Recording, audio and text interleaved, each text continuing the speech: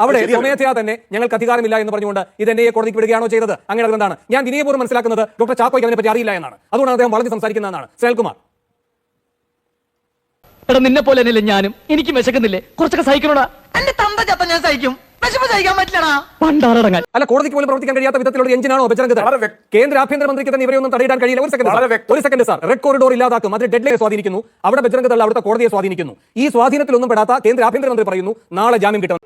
നിനക്കതൊക്കെ എങ്ങനെയാ സാധിക്കുന്നത്? അവിടുത്തെ ബഹുമാനപ്പെട്ട വി ഡി സതീശൻ അദ്ദേഹത്തിന്റെ ഫേസ്ബുക്കിൽ ഞാൻ നോക്കുകയായിരുന്നു. അവസാനത്തെ ഫേസ്ബുക്കിൽ ഏതാണ്ട് 3-4 ദിവസം മുമ്പ് കണ്ടത് ഒരു ശിവസ്തുതിയാണ്. മതപരമായ ഒരാളുടെ ഞാൻ വിചാരിച്ചു പ്രതിപക്ഷ നേതാവിന്റെയാണ്. ഇതുമായി ബന്ധപ്പെട്ട് 2 കന്യാസ്ത്രീകളെ അറസ്റ്റ് ചെയ്തത് ഛത്തീസ്ഗഡിലെ കോൺഗ്രസ് പാർട്ടി അറിഞ്ഞിട്ടില്ല.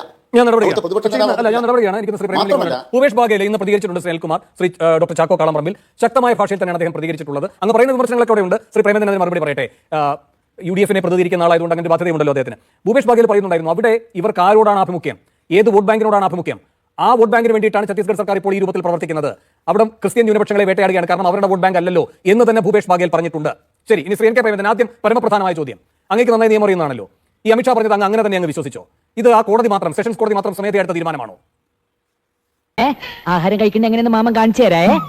അങ്ങനെ എടുത്തിട്ട് ഇതെങ്ങനെ എങ്ങനെ ആക്കിയിട്ട് പിന്നെ അങ്ങനെയല്ല ഇങ്ങനെ എടുത്തിട്ട് അടിസ്ഥാനപരമായിട്ടുള്ള ഒരു മാനദണ്ഡമുണ്ട്. ആ മാനദണ്ഡത്തെ മറച്ചുവെക്കാൻ കഴിയില്ല. അതായത് ഈ ഛത്തീസ്ഗഡ് എന്ന് പറയുന്ന സംസ്ഥാനം, ആ സംസ്ഥാനം ഇതുവരെ ഭരിച്ചുകൊണ്ടിരുന്ന ഒരു ഭരണ സംവിധാനം ഉണ്ടല്ലോ. അവിടെ ഈ BJP ഒഴികെയുള്ള രാഷ്ട്രീയ പാർട്ടികളുണ്ട്. പ്രത്യേകിച്ച് നമുക്കറിയാം കോൺഗ്രസ് ഭരിച്ചുകൊണ്ടിരുന്നതാണ്. കോൺഗ്രസിന്റെ മുഖ്യമന്ത്രി അവിടെയുണ്ട്. അവരിൽ നിന്ന് ഇതിനോട് എന്ത് പ്രതികരണമാണ് കണ്ടതെന്ന് പലപ്പോഴും ആശങ്കപ്പെടുത്തിയ ഒരു കാര്യമാണ്. നമ്മുടെ വസ്തുത ഇവിടെ എല്ലാം ബഹളവും പ്രശ്നങ്ങളും സമരങ്ങളും എല്ലാം ആദ്യത്തോടെ ഏറ്റെടുക്കുമ്പോൾ ഈ ബന്ധപ്പെട്ട സംസ്ഥാനത്ത് MPമാരുണ്ട്, ബന്ധപ്പെട്ട സംസ്ഥാനത്ത് മുഖ്യമന്ത്രിയുണ്ട്, അവരിൽ നിന്ന് പ്രതികരണം ഉണ്ടാകുന്നില്ലെന്നതിരെ എന്നുള്ളത് ആശങ്കപ്പെടുന്ന ഒരു കാര്യമാണ്. ഇനി ഹൈക്കോടതിയിലേക്കാണോ NIA-യിലേക്കാണോ കോടതി ഈ കേസ് റെഫർ ചെയ്യാനുള്ളത് കേന്ദ്രമന്ത്രി പറഞ്ഞത് സ്വാഭാവികമായിട്ടും വിശ്വാസമാണ്. MP സൂചിപ്പിച്ചതുപോലെ NIA തന്നെയാണ് വിടുന്നത്. കാരണം ഹൈക്കോടതിയിലേക്ക് പോകുമ്പോൾ കൂടുതൽ നൂലാമലകൾ ഉണ്ടാകുന്നുണ്ട്, വീണ്ടും കാലതാമസം ജാമ്യം കിട്ടാൻ നേരിടും അനുഭവിക്കുമെന്നുള്ളതുകൊണ്ട് നമ്മൾ NIA-യിലേക്ക് വിടുമെന്ന് പറയുന്നത് സ്വാഭാവികമായിട്ടും BJP സംബന്ധിച്ചിടത്തോളം, കേന്ദ്ര BJP സംബന്ധിച്ചിടത്തോളം തീർച്ചയായിട്ടും അതിനകത്ത് അവർക്കും ഒരു രാഷ്ട്രീയമുണ്ട്. ഇത്തരത്തിൽ NIA-ക്ക് വിട്ട ആ പ്രശ്നങ്ങൾ അമിക്കബിളായിട്ട് സെറ്റിൽ ചെയ്ത് ഈ സിസ്റ്റേഴ്സ് നീതി നടപ്പാക്കി കൊടുത്തു കഴിഞ്ഞാൽ ഒരുപക്ഷെ പ്രതിപക്ഷമാക്കിയിരിക്കുന്ന മൈലേജ് ഇവർക്കും ആ തരത്തിൽ ഡിമാൻഡ് ചെയ്യാൻ കഴിയുമെന്നുള്ള സ്വാഭാവികമായിട്ട് ഒരു ചിന്ത രാഷ്ട്രീയമായി ചിന്തിക്കുന്നുണ്ടാവും. അതുകൊണ്ടാണ് NIA-യിൽ വെച്ച് ഈ കേസ് സെറ്റിൽ ചെയ്യണമെന്ന് പക്ഷേ അവർ ആഗ്രഹിക്കുന്നത് ഞാൻ ചിന്തിച്ചു പോകും. ഞാൻ ഇവിടെ ഇരുന്ന് സുഖമായിട്ട് ഉണ്ണണത്, താൻ അവിടെ ഇരുന്ന് സുഖമായിട്ട് കാണുക. അങ്ങനെ എന്നാണ് ഒരാളുടെ വിശപ്പ് മാറിയിട്ടുണ്ട്.